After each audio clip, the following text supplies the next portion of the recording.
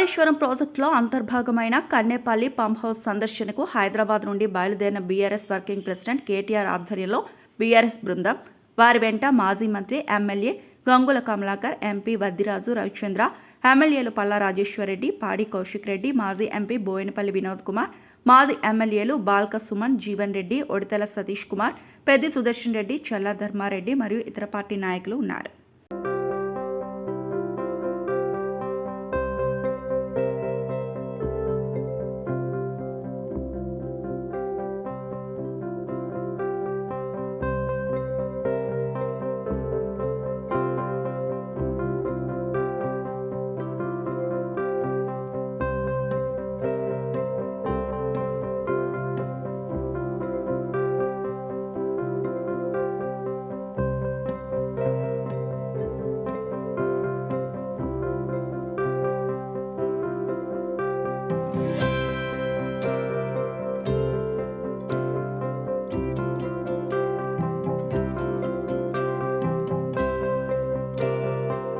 మరిన్ని అప్డేట్స్ కోసం మా ఛానల్ని సబ్స్క్రైబ్ చేయండి.